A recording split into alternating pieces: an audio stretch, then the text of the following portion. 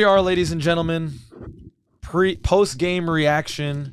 The Orlando Magic fall again to the Atlanta Hawks. Hawks led by as much as 25. Finished with a win by 17. Wasn't really close, Pich, from pole to pole. From the first quarter, mid-on, it just we let them get away early on, and they never really looked back. Yeah.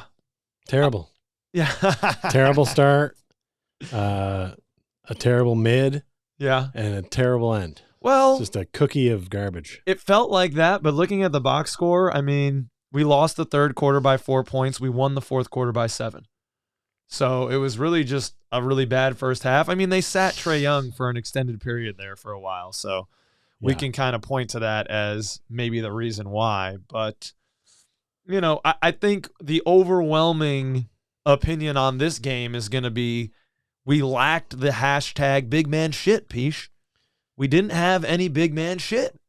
And you know, we didn't have the big men, so that was predictable. Pich and I, we talked about before the game how this was probably going to be happening. We expected a lot of Collins and a lot of, who's their other big, Clint Capella, and that was going to be a problem we knew. Sure. But I didn't even see it being that bad. Matchup-wise, it wasn't going to go well for us in that department. So we Right. kind of went in knowing that. Yeah. But if you're active at all on Twitter, you could see the people are on here going bananas about height, lack of rebounding. Kevon Harris looked like the only one who really was interested in trying to get a rebounding bucket. I'm sure Loved you have what the numbers Kevon there gave about how tonight. he got out rebounded. But it's like, Yep, I do. I'll give him a second. here's a tweet from Urkel, Oral for Life. He says, Bowl doesn't understand he's 7'3" when it comes to rebounding. Yes.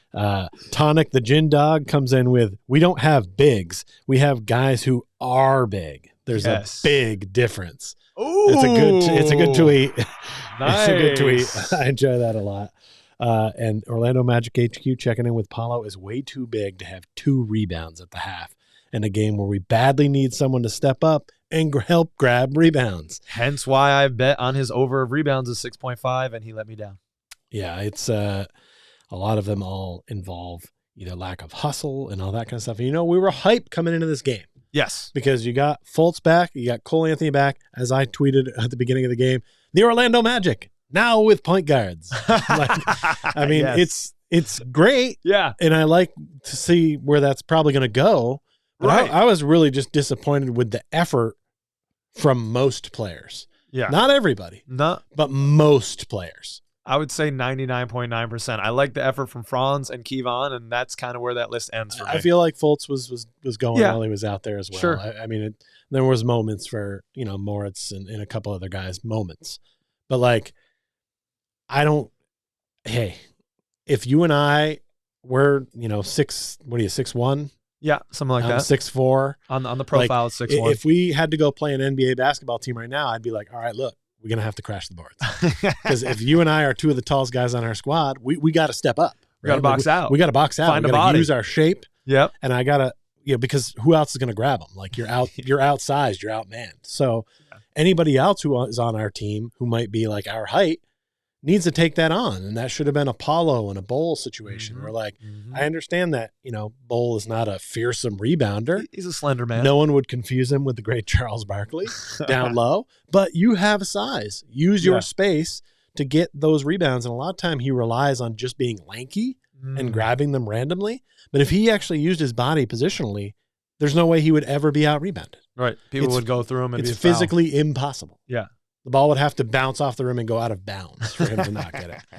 And yet he doesn't seem to have that position because he's very much a stretch 4 or a guard really in a big, tall body. He's a 2. He's a 7'2".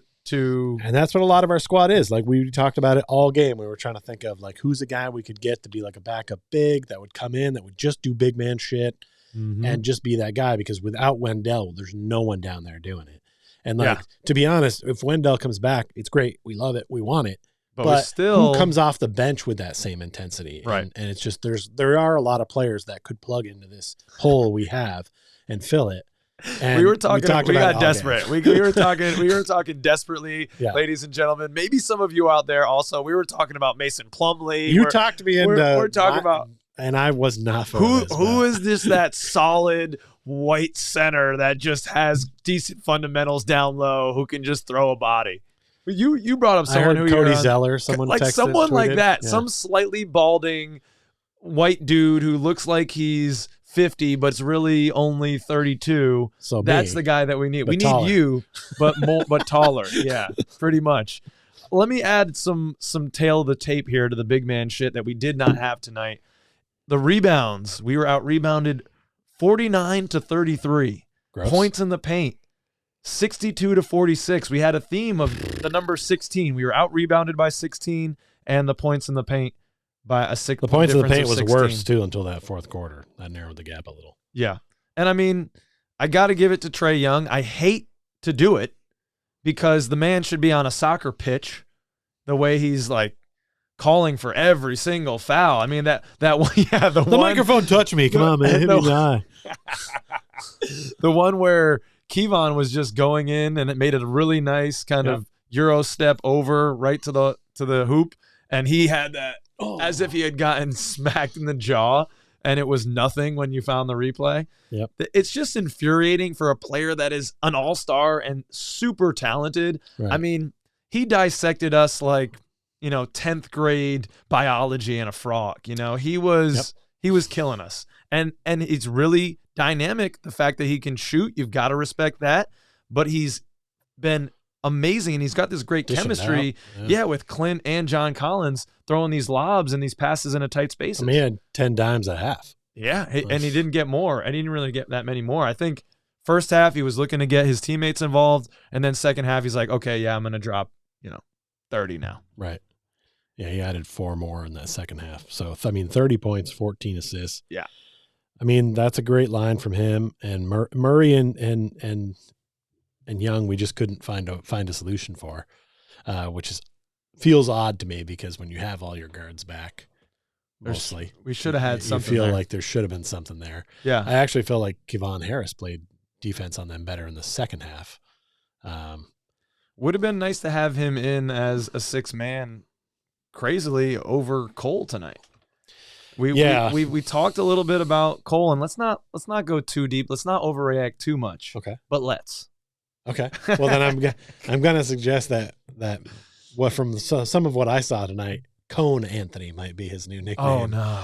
Because he just there's a couple times where he's like sitting there and he's waiting to play defense, and then Trae Young just runs right past him. Yeah. And he doesn't even like almost make a stab at the ball. It's like he's just immediately letting Trae Young go to the help man, which is how we get into trouble on defense and end up chasing things. And it's a slow rotation and a wide open shot. It's tough, man. It's tough. And I get Trae as an exceptional player. So obviously not every player is going to have that kind of ability, but it kind of embodied like the spirit of like, this was not like in the song says the spirit of Orlando, the magic in our town. There was just, it seemed like the vibe of the team wasn't as hype as it should be. Right. With Fultz and Cole coming back, everyone should have been energy. like, the energy should have been there, but it wasn't. Yeah. And it wasn't. And it really hurt us from the jump.